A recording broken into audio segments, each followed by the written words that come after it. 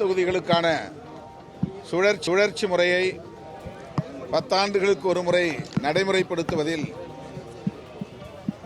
அரசு உறுதியாக இருக்க வேண்டும். தமிழ்நாடு அரசு இந்திய ஒன்றிய அரசுக்கு வலியுறுத்த வேண்டும் என்கிற கருத்தையும் முன்வைத்திருக்கிறோம்.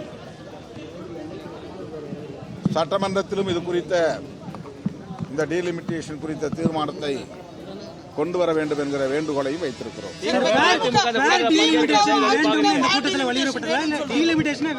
அதான் டீலிமிட்டேஷனே கூடாது. அந்த 543 என்கிற எண்ணிக்கை அப்படியே ஃப்ரீஸ் பண்ணணும்.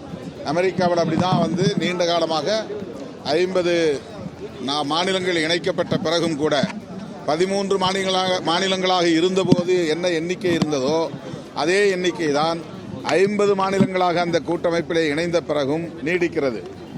கிட்டத்தட்ட 100 ஆண்டுகளுக்கு மேலாக அந்த எண்ணிக்கையை அப்படியே அவர்கள் தக்க வைத்துக் கொண்டிருக்கிறார்கள்.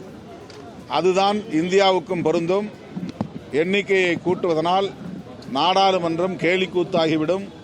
யாரும் பிரதிநிதித்துவ ஜனநாயகத்தின் அடிப்படையில் கருத்துக்களை கூட பகிர்ந்து கொள்ள முடியாது.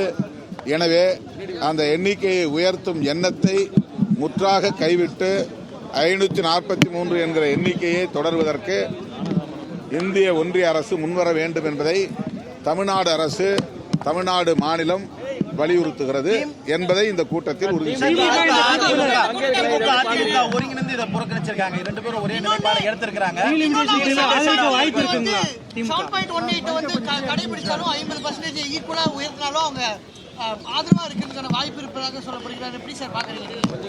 திமுக, அதிமுக இந்த கூட்டத்தில் கலந்து கொள்ளாமல் தவிர்த்திருக்கலாம்.